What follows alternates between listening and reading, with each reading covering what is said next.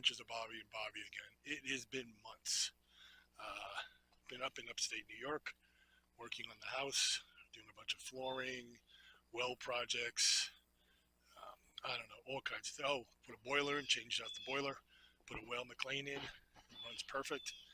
But out here, first of all, you all remember the project where I had to put 4 bolts in. Each side holds it perfectly. So you're looking at it now. Everything's there, plenty of airspace. Does not move. The cable really is just to keep it from getting stolen. Nothing else than that. I mean, if you really wanted to, I'm sure you get it off there, but it's not a cheap tire. Anyone that owns one of these knows. Let's see what else. Added 2,000-pound springs here, along with the shackles. And let's see what else. That's for the DC to DC charger. I've got a Renogy. It's only a 20 amp, but I ran number 6 from front to back. Seems to do a constant charging rate of 19.9 amps as I'm driving. I got a 300 amp alternator, so there is no strain at all. Boxes, added the top boxes. I think back in Orlando we put the bottom boxes on. Top boxes, plenty of room, rubber mats. Camper sits on it. That right there is a spare 20-pound propane tank. I added that to give me, because we have 2 30s on the other side. So we got 60, 80 pounds of propane, because the generator runs on it, the stove, refrigerator, hot water. We also put these 4x4 blocks with a canted cut so that it keeps the camper aligned and can't let you kick out going either way.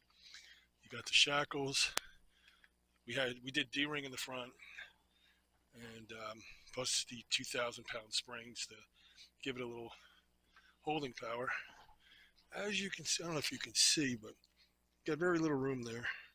The rubber bumpers are about to touch. Well, one is touching the headache rack. I was running up and down the driveway, slamming the brakes on, seeing if it would move. You can see the wire, maybe seeing it coming up there for the DC to DC charger. Got a couple little things. We did that. We put a ramp. It's actually a what do you call it? A wheelchair ramp, and it's got a fold. It folds out so the dogs can walk up, go to that step, go to that step. It's about 43 inches high. The back of the truck, as you can see, that's pretty high. All the lights work. Awning, generator. Come around this way again with the shackle, the tie downs, the block. Those are 1/2-inch bolts. I think they were 8, grade 8 bolts, 1/2 inch. And there's 3 of them in that block, which is only about 26, 28 inches long, but it's enough to keep it from kicking out. Box, spring. The umbilical cord, it's tucked up here because when we were washing, didn't want to get it wet, but it's got to be strapped in a little better. But it gives you all your lights, the little extensions because of the height, and that's about it. So give you a little tour once I pack it up. I do have one little issue going on right now with the engine, the serpentine belt, and I don't want to loud bird. Don't want to sound like Timmy, Truckhouse Life, and Timmy, I'm not picking on you, but I never had problems because I always anticipated everything, but it's just too late for me to go changing anything. But I think the tensioner, the spring tension is going a little bit, so the belt's got a little bit of a wear, but it's barely 3,000 miles on that tensioner and belt, and they're both Motorcraft. I do have a spare belt and tensioner and pulleys, all the idler pulleys, all brand new. So, but I don't think it's going to be an issue. Got a little squeak. They disappear once it heats up, and that does slide out. And we'll do it inside the camper and show how the DC to DC charger went in. And what else did we do in there? Gee, I've done so much I can't remember.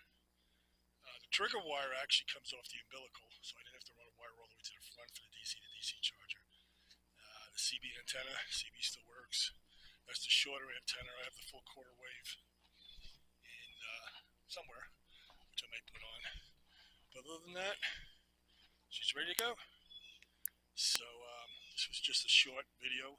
Oh, Timberlands and let's see if we can see the, what are they called? Sumos.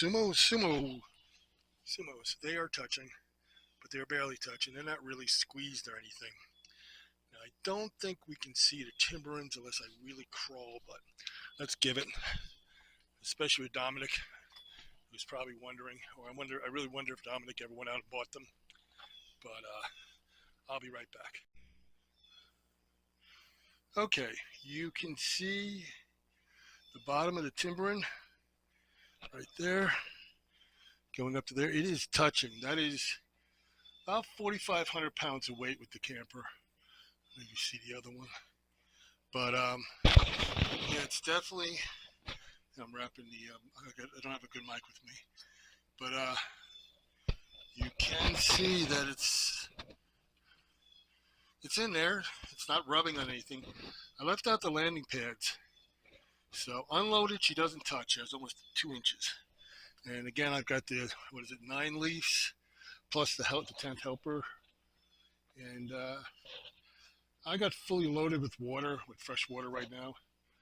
And propane tanks, the 230s are filled on this side, plus the 20 on the other side. And she got a full tank of gas too, diesel. So we're looking at 40 gallons of diesel plus all the other weight, and they're just barely touching. And I've driven it up and down the driveway a few times. I'm going to take it to a waste station dump because we had needed to flush out all the winter antifreeze, and we ran a bunch of Clorox bleach through it, and we're going to dump everything. But right now, driving it up and down the driveway, there is little or no sway anymore, where there was quite a bit of sway, and it seems pretty steady. It doesn't seem harsh. So we'll see. I'll keep you all updated on that. And as far as underneath the motor, I got that serpentine belt that's wearing on the outer edges, which normally means the tensioner is starting to go a little bit. And it kind of causes a little cockeyed motion. But they're both like brand new. The belt's brand new, so I'm not worried about a little trip. And if it does, well, it doesn't take me more than an hour probably to change that serpentine, even with the sinister diesel parts in the way of it. But that's it. Let me pop the hood real quick. I'll be right back. Okay, we're just gonna take a quick peek under the hood. As you know, I got a new Degas bottle, cold air intake, new Michimoto, whatever they're called, turbo boots, top and bottom down there, new valve cover on that side. Let's see, let's go around this way. Batteries are new Die-Hard gels, platinum. You got the coolant filter, and you got the oil filter. You got that high amp alternator. Let's see, what else did I put in here? Oh, the DC to DC charger, which I'll show the Renogy. I put a fuse in over here. And there's a circuit breaker over there. Keep that off, so when I first start it doesn't take away from the glow plugs. What else? Blue spring kit, which you're not going to be able to probably see. A couple million compliance stickers. Let's see. Yep. Under there somewhere, right, catch the bottom of it, you'll see the blue spring kit. It's got a new turbo. Turbo is replaced. All the boots. The hot pipe over there. The sinister diesel. It's got a new water pump. Didn't need it, but put it in anyway. It's got the fan clutch. Did away with the computer clutch. Took a 7.3 clutch with the adapter hub. Put that in. And we're good. Sounds real smooth. Just got a little bit of dust in the filter. I got it on real tight. And they say it's bad, but when she's pulling with all that 5,000 pounds or whatever, 4,500 to 5,000 pounds on her, she seems to do really well. And all the numbers look really good. So, which I find odd, which I never even realized, looks like there is number 4 on the side of that, which there's a good chances that hydraulic pump for the or the hydraulic steering, no, brakes, excuse me, brakes, um, came out of a junkyard or something. Sure has a lot of rust. That'll be on my projects. As you know, we replaced all the brake lines.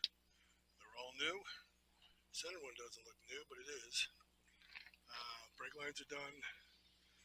All the hoses, every sensor, every belt, sensor, hose, those hoses, the hose that goes up and around the back of this thing, everything's been replaced. So we should be good. So like and subscribe, and I will give a tour of the inside right before we leave. And there's a good chance that we've already gone and come back, or gone and this is just something that we are filming afterwards. So never know. But that's about it. So again, like and subscribe. Any questions, please feel free to ask. And I'm probably going to tag Timmy, Truck House Life, or Eden out there, whatever, because they've got the earlier 7.3. I've got the 6.0, which is a generation motor after theirs. Mine is a little more famous for breaking down, but knock on wood, I don't anticipate breaking down. You can almost see on that belt, on the outside of it. You can't see it there unless I got a flashlight. But it's got a little wear on the outside, but it looks perfect. It doesn't even have a few thousand miles on it. And the tensioner is brand new, and it is Motorcraft, so I know I'm babbling, but that's about it. Peace.